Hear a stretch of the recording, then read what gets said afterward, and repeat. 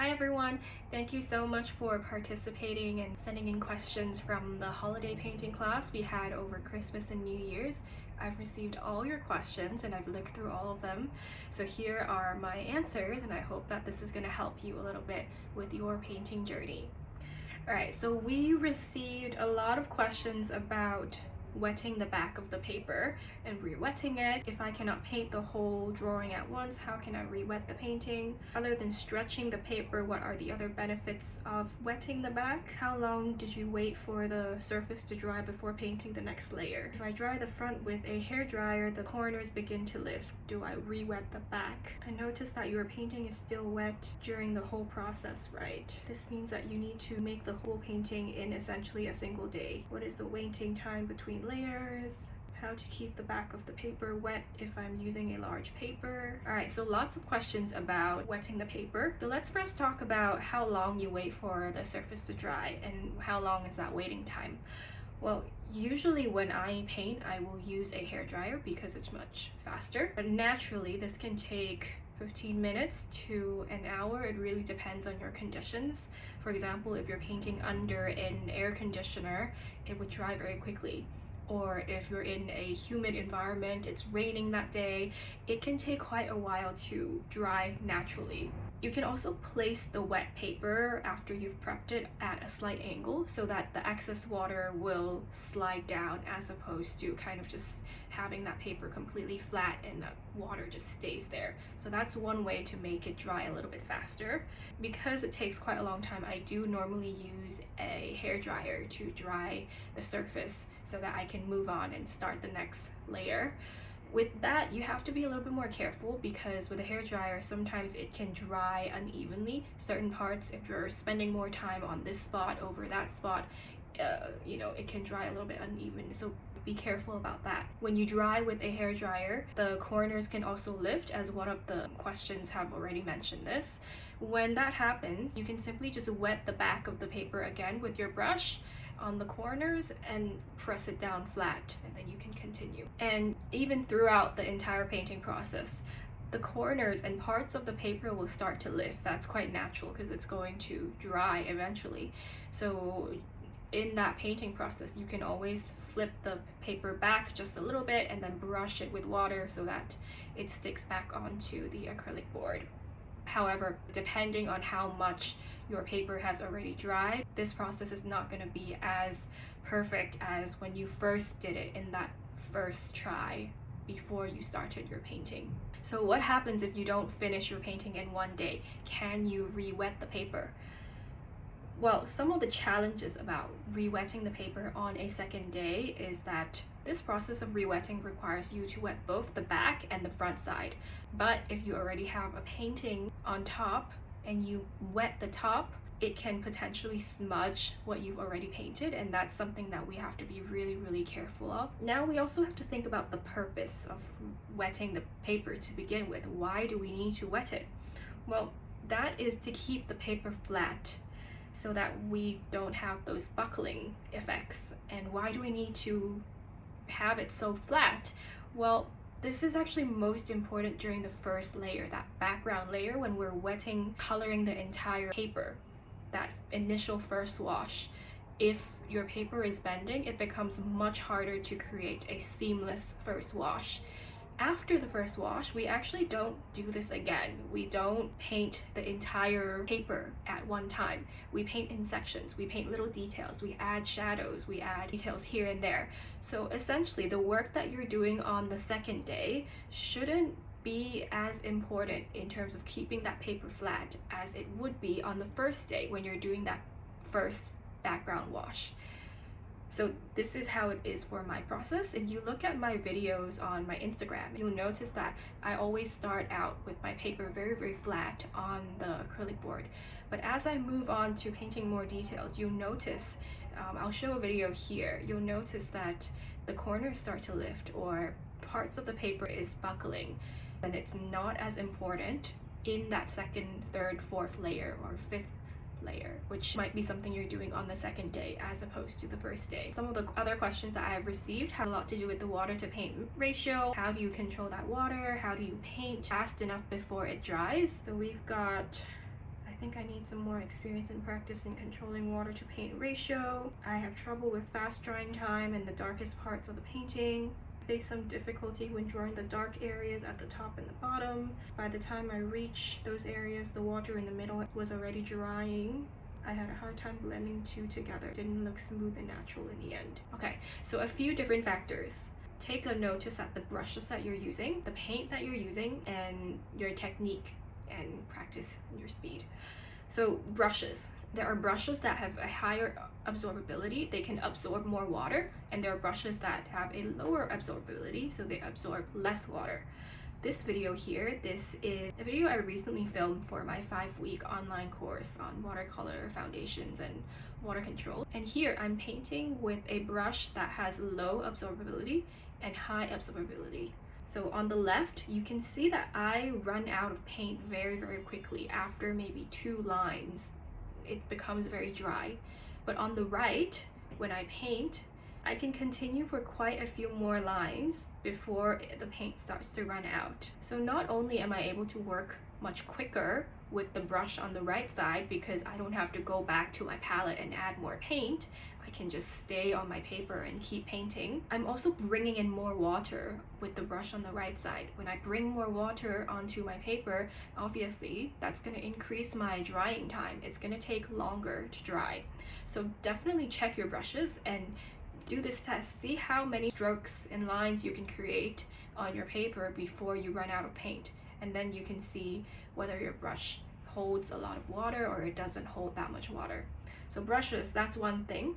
Our technique and our ability to have that speed, our awareness, that's also very important. How long it takes to mix your paints, especially if you're starting out, this is going to take a little bit longer, right? You're trying to make sure you get the right colors, making sure that you have enough of that paint for the entire area that you're painting. It's going to take a little longer, and this is going to hinder your process if you've already started painting and in the middle of that you need to go back to mix more paint, right?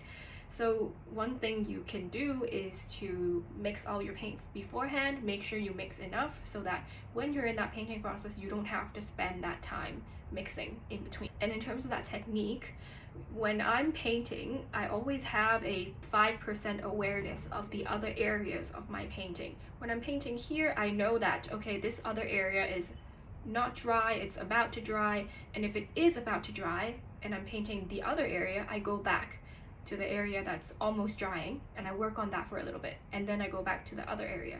So in that sense, I'm always keeping track of the different areas that I know are almost drying or not drying yet, and I make sure that I add on to that before it dries, so that I don't get the problem of ending up having a part where I know I need to blend it, but I worked on it too late and therefore it dried and I cannot blend it anymore.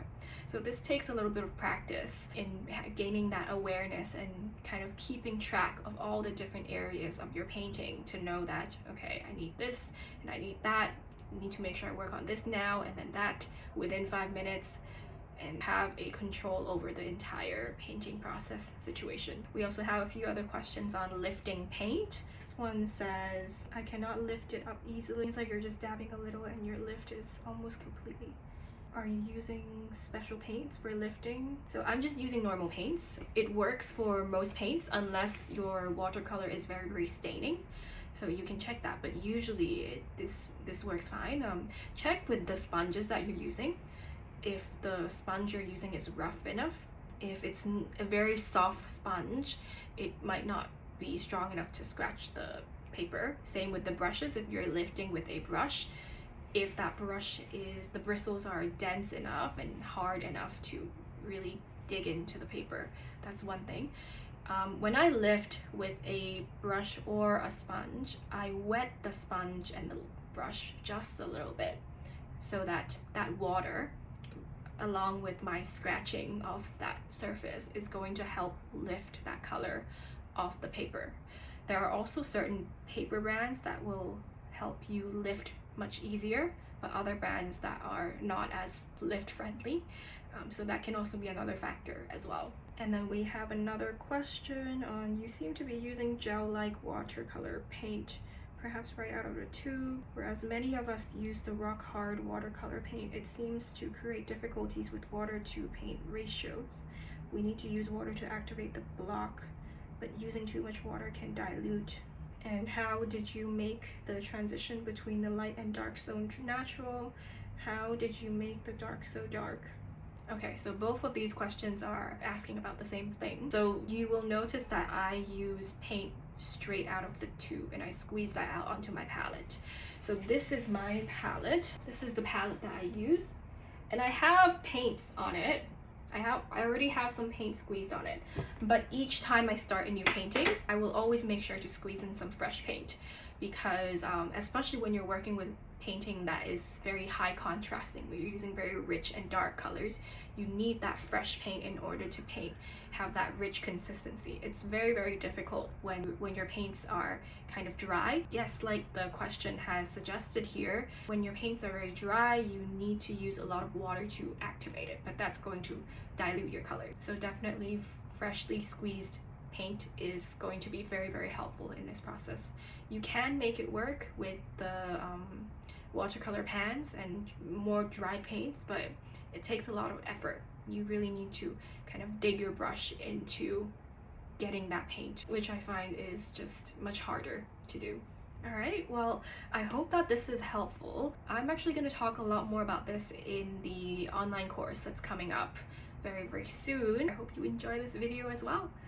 Hi everyone! I'm so excited to announce that my 5-week online course on watercolor foundations and water control is going to start on February 23rd. I've been working on this for months and months, and I can't wait to finally share this with you guys. If you're familiar with my work, you know how much I love sharing the process behind my glowing night cityscape paintings in watercolor, the lights, the reflections, and that magical atmosphere of a city after dark. Over the years, I've taught numerous in-person workshops and online courses, and I've truly enjoyed guiding students in their own journeys with watercolor painting. Through all of these different teaching experiences and conversations with students, one thing became clear to me. There's a real gap in watercolor foundations, especially when it comes to truly mastering water control. Watercolor is a beautiful yet very challenging medium. Many of us get thrown straight into painting, picking things up along the way, without really anyone clearly explaining the fundamental elements or breaking down the inner workings of this medium. Things like how different brushes and paper choices can dramatically change your results. How do you develop that intuition and sensitivity to read the wetness of the paper?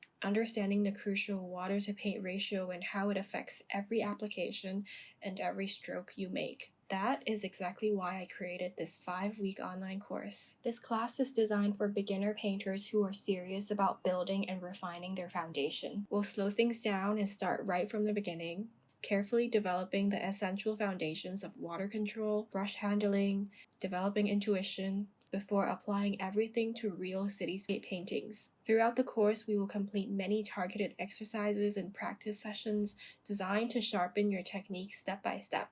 We'll progress from fundamental drills like gradients, lines, washes, all the way to complete several cityscape paintings from start to finish. An important element of this course is going to be the personal feedback. We'll have a dedicated discussion forum where you can post your work in progress paintings, share your learnings, and ask questions throughout the journey of this course. I'll be right there providing guidance and answering your questions directly. This matters because every painter encounters their own specific challenges, whether it's judging the perfect moment of wetness of the paper, adjusting the water to paint ratio for a softer blend, or understanding why a particular stroke behaves differently than expected. Tailored feedback lets me see exactly what's happening in your work and give you suggestions made for your unique situation. To give you a sense of the journey we'll take together, here's an overview of what happens each week and how the course is structured so you can learn at your own pace while still getting support.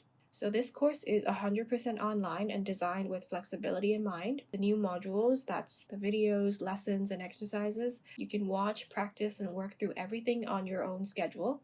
There are no fixed times required. And to keep the momentum going and give you plenty of time for practice and questions, the discussion forum, that is where you post your work and get my personal feedback, that's going to stay open for a full 8 weeks.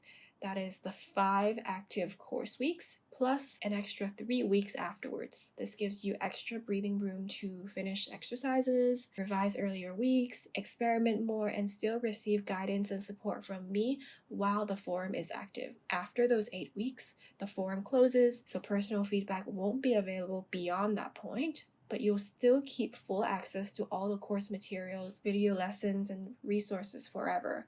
So you can revisit them and watch them anytime, even long after the course ends. Enrollment is opening very, very soon. More information on how to sign up down below. Since this course involves active feedback and responses from me, there will be a limited number of spots available for sign up. So first come, first served. I'm so excited to be sharing my art knowledge with you and to support you on your own art journey. And I can't wait to see you in class soon.